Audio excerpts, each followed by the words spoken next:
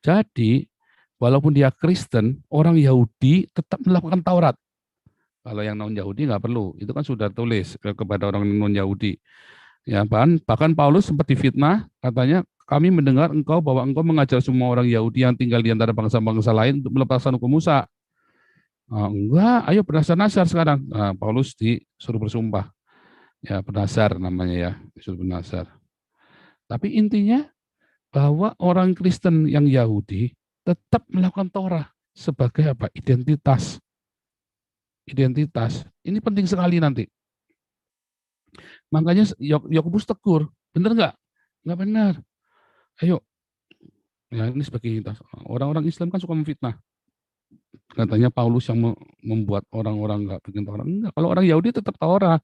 Kalau orang non-Yahudi, ya kita nggak perlu Torah, kita bukan orang Yahudi kok. Torah itu hanya bagi orang Yahudi. Gitu ya. Sekarang kita lihat. Nah, ini tahun 70 ya. Jenderal Titus, anaknya Vespasianus, kaisarnya, ya merubuhkan Yerusalem. Merubuhkan Yerusalem. Wah, serem waktu itu ya. Semua orang Yahudi yang ada di Yerusalem dibunuh, disalib di tembok. Karena kayunya habis. Nah, itu dicatat sama yang namanya Flavius Josephus. Ini sejarawan Yahudi. Ya,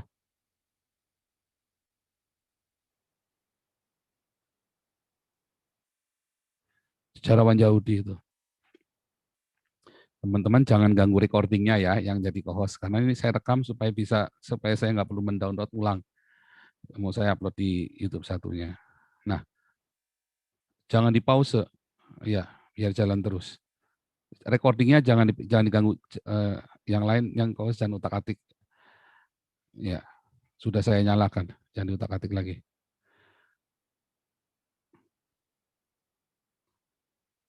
Nah, lihat ya, akhirnya mereka terpencar ke seluruh dunia. Ya, terpencar ke seluruh dunia. Ada di Rusia, ada di Afrika, sampai ke Australia, sampai ke Eropa, sampai ke Afrika, sampai ke Amerika. Mereka ada di mana-mana. Ya, diaspora terpencar keluar. Kebetulan ini adalah diaspora yang hari ini. Ya, bukan diaspora yang zaman ini adalah diaspora. Tapi intinya ada terpencar. Nah, dimulailah itu ya sejak tahun 70 ini, benar-benar terdiaspora mereka semua. Karena Yerusalemnya lenyap. Tahun 132 ya ada Bar Kokhba, pemberontakannya Bar Kokhba. Kalah. Waktu kalah, orang Yahudi tidak boleh masuk ke Yerusalem. Bayangin. Ya, dan mereka menjadi orang asing di seluruh dunia, terserak. Ya, terserak di seluruh dunia. Itu ditulis dalam Yeremia 29. Yeremia yang berdoalah bagi kesejahteraan kota. Yeremia 29. Kemana aku serahkan kamu? Ya, kemana aku buang? Berdoalah bagi kesejahteraan kotanya. Ya, menarik sekali ya. Coba kita buka ya. Yeremia 29. Jadi Alkitab itu sudah menuliskan semua apa yang akan terjadi dengan orang-orang Yahudi ini. Usahakanlah kesejahteraan kota kemana kamu aku buang, dan berdoalah untuk kota itu kepada Tuhan, sebab kesejahteraannya adalah kesejahteraanmu. Ya, orang Yahudi itu adalah warga dunia. Karena dimanapun mereka pergi, mereka selalu menjadi berkat. Kalau waktu lahir ya, orang-orang Yahudi kalau lahir akan dikasih berkat. Engkau akan menjadi berkat, berbakti kepada orang tuamu, ya, dan juga berguna bagi dunia ini. Misinya udah dunia. Dari lahir itu orang Yahudi itu misinya adalah dunia. Ya, wah serem ya. Kalau kita itu berguna bagi kampung saja sudah bagus.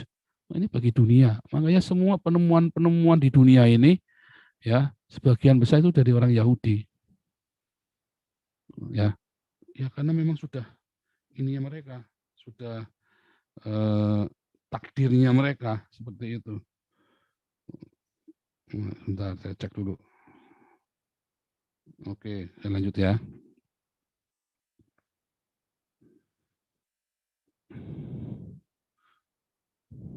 Nah ini ya, jadi sebenarnya pernah terjadi diaspora ya, waktu orang Israel, Samaria dihancurkan oleh Raja Asyur, ya mulai dari Tiglat-Pileser sampai ke Salmaneser V, termasuk Sargon II, Asyurbanipal, semua itu ya di situ tuh. Wah ini orang-orang Israel, termasuk orang-orang Israel ini dibuang juga orang-orang Ismail sama orang-orang Asyur ini. Ya, itu berakhir antara tahun 733 sebelum Masehi sampai 722 dan mereka hilang. Hilang. Mengapa hilang? Karena saat itu mereka tidak menyembah kepada Yehova saja tetapi kepada dewa-dewa lain, politeisme. Ya kan? Politeisme mereka. Mereka tidak setia kepada Yehova. Ini adalah stela Asyur, ya Asyurbanipal ya. Waktu orang-orang Yahudi ini ditawan, dibuang ke Media, ke daerah itu ya, apa namanya, Armenia, Georgia itu ya. Terus yang kedua, yaitu orang Yahudi sendiri tadi ya, ketika mereka dikalahkan oleh Nebukadnezar ya tahun 586 ya, mereka disingkirkan semua dari situ. Luar biasa ya. Lihat ini ya. Yang pertama ini adalah yang merah ini ya. Ini adalah yang merah ini adalah Israel. Israel, Samaria. Oh, harus pakai merah. Ya. Israel, Samaria. Dibuang ke sini. Ke tanah Media sama ke daerah Niniwe itu ya. Tanah Media ini sekarang sudah jadi Persia ya. Kalau ini sekarang jadi Niniwe jadi Asyur, tapi yang sebelah sininya udah jadi orang Georgia, Armenia. Kalau ini adalah orang-orang Iran. Ini sekarang jadi wilayah Iran nih. Nah, kemudian 200 tahun kemudian orang-orang Yehuda dibuang ke Babel. Kalau orang Samaria itu nggak balik karena mereka kehilangan identitas. Penting ya identitas.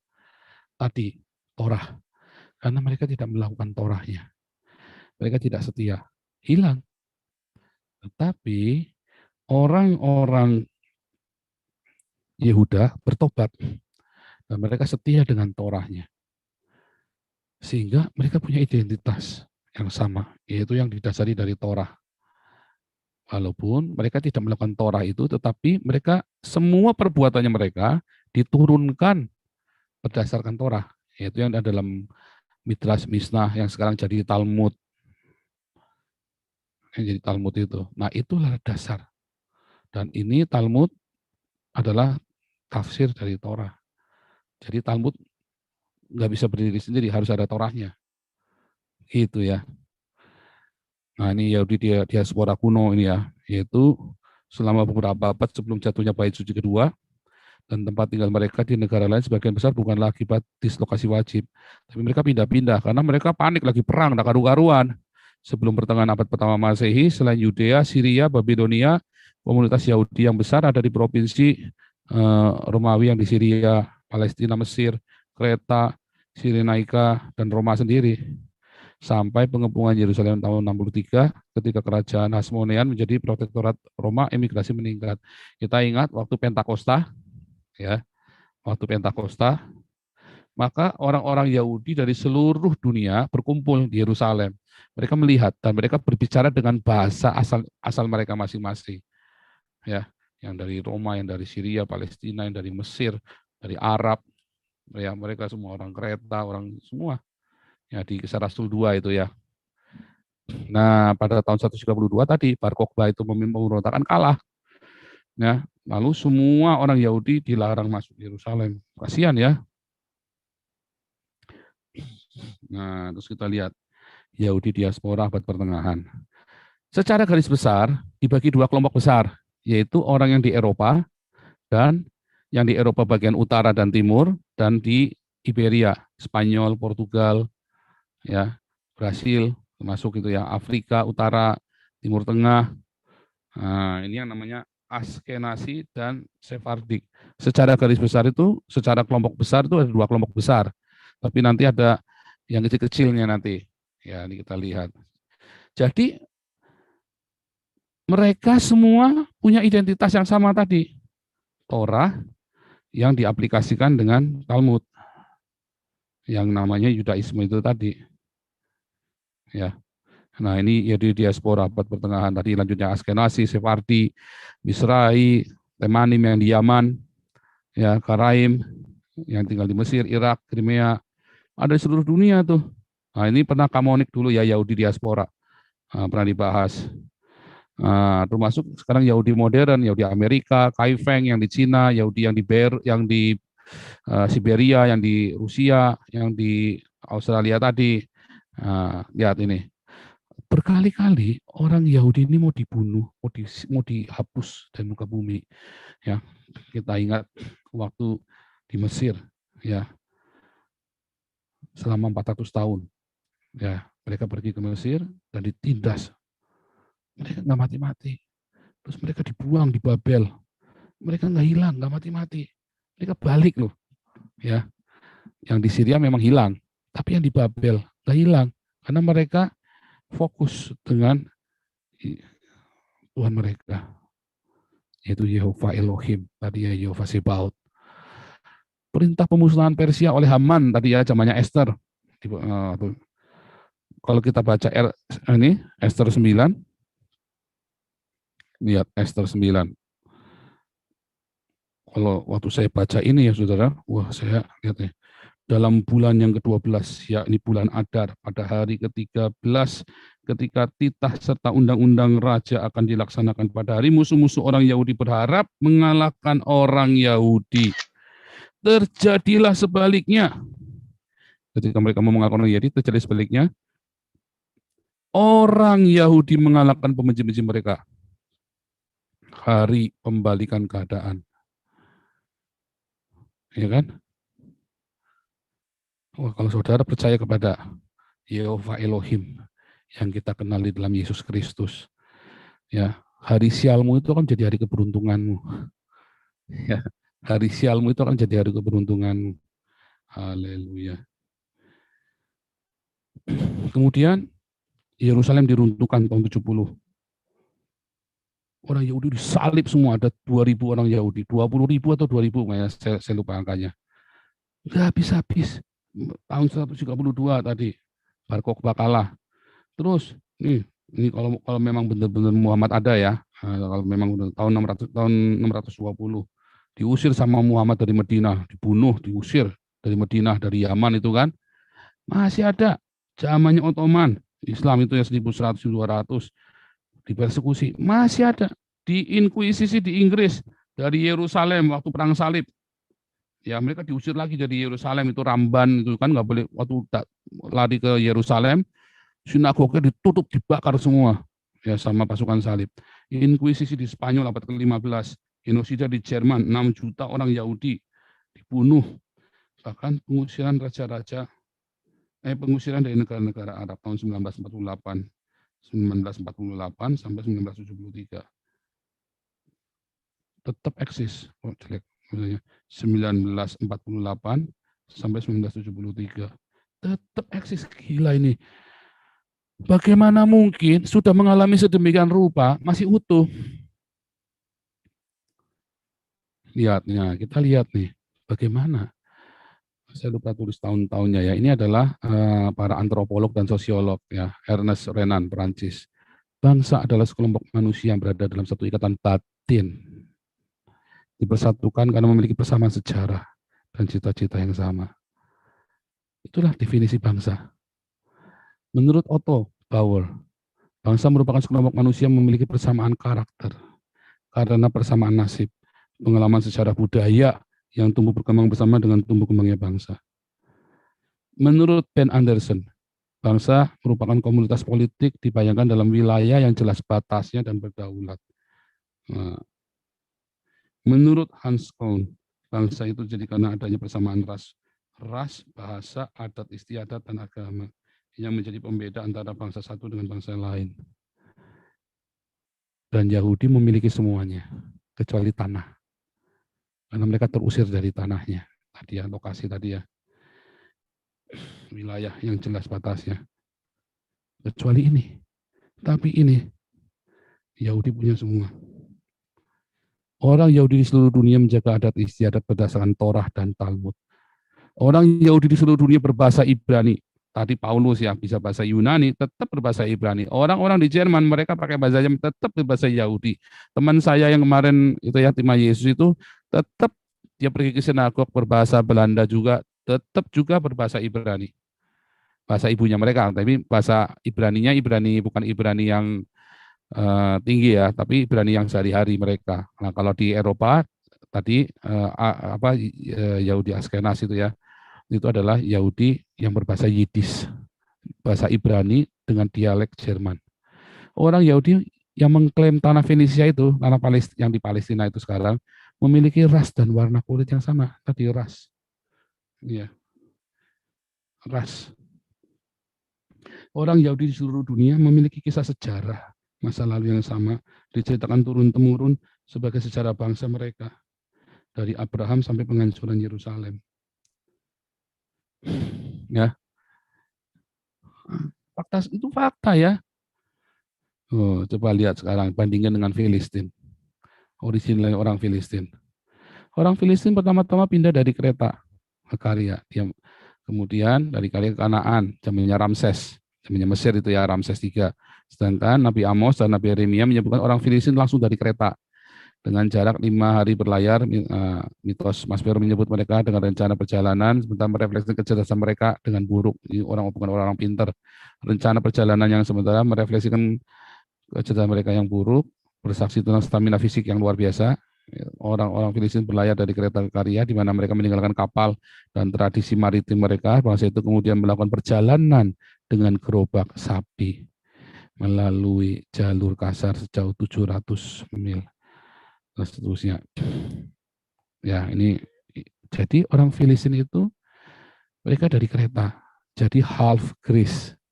Ya, setengah Yunani. Orang-orang Kreta itu. Nah, bahasanya mereka apa?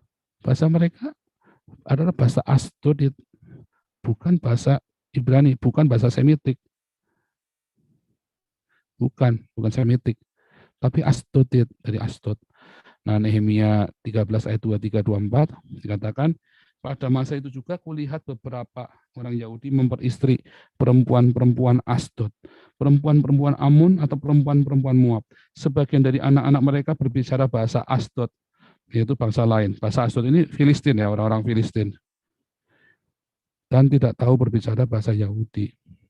Artinya apa? Mereka bukan orang Semitik. Mereka berbahasa Asdod. Pertanyaannya, apakah orang Palestina hari ini bisa bahasa Asdod? Nggak ada. Lenyap. Orang yang di Palestina hari ini, Hamas itu, bisanya bahasa Arab sama bahasa Ibrani. Nggak bisa bahasa Asdod. Nggak ada. Agamanya, mereka menyembah Baal, Astarte atau Dagon. Sekarang mereka menyembah apa? Mereka menyembah Allahu Akbar. Hamas itu. Ya. Walaupun ada yang Kristen. Tapi kita lihat, orang Kristen yang Yahudi tetap melakukan Torah. Nah, ini semua ya, ada semua tulisannya ya. Jadi ini nggak cek-cek, ada semua.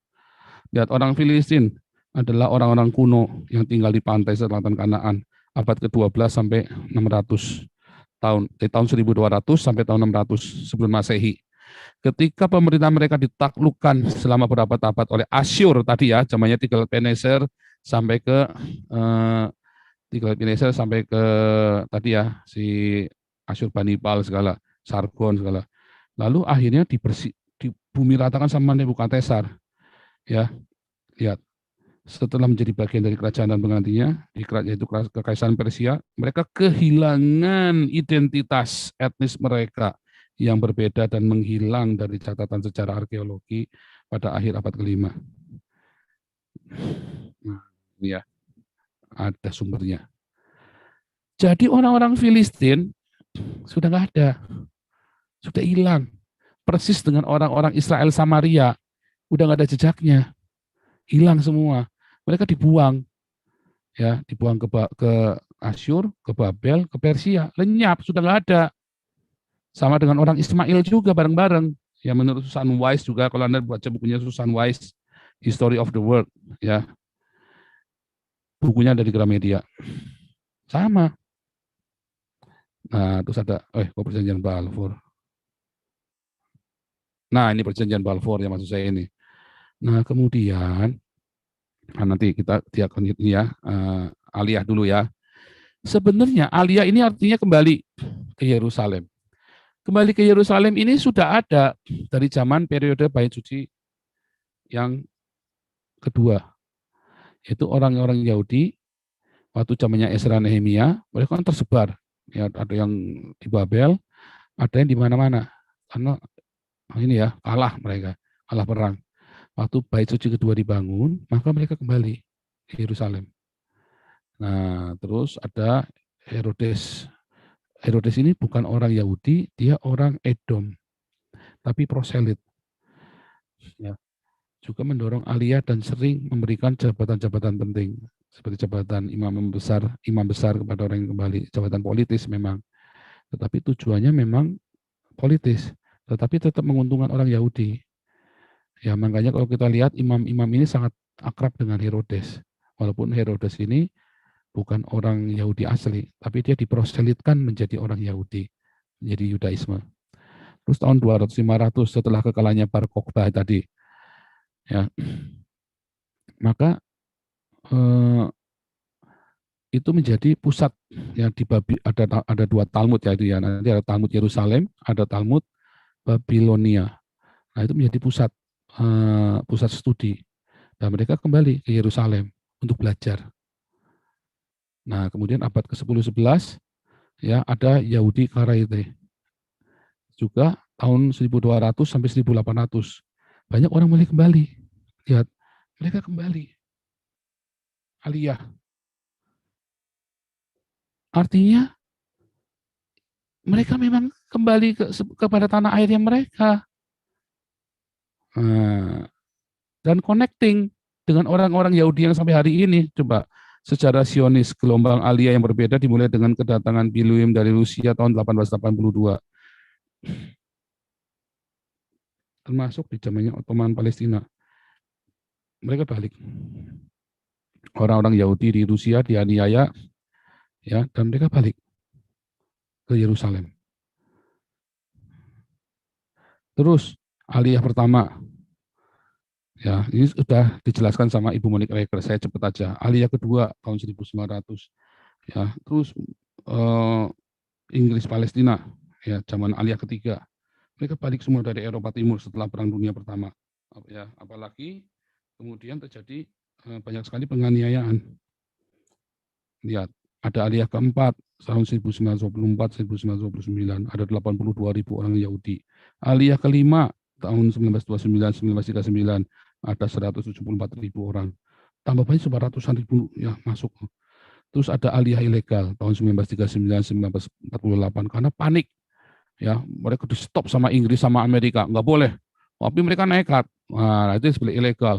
Terus kapal yang merapat ditabrak sama Inggris. Serem ya, ditabrak banyak yang mati waktu itu. Nah, itu karena bilang, oh, udah kuotanya sudah cukup, nggak boleh diisi lagi. Karena waktu itu Inggris bikin perjanjian sama Pan Arab, yaitu memberi nggak apa namanya dua kaki. Waktu itu bermain dua kaki Inggris. Nah, itulah awalnya ruwet itu. Pan Arab itu. Tadinya ada nggak orang-orang Palestina itu? Nggak ada, kosong. Itu tanah tak bertuan, ya kan, kosong. Tetapi karena Pan Arab ini kan dia memberontak dari atasannya, dari raja-raja Turki, raja-raja Yordania, raja-raja Arab, raja-raja Irak, zaman itu kan, raja Syria, dijanjiin Pan Arab ini, yaitu orang-orang Palestina ini, Palestina yang baru ini negara bagian. Nah, masuk tuh. Zaman itu ya sudah masuk 688.000 imigran. Sudah total sudah ada 600 hampir sudah setengah juta orang Yahudi yang ada yang balik. Ini bukan icip-icip, bukan coba-coba. Ini diniatin serius. Ya.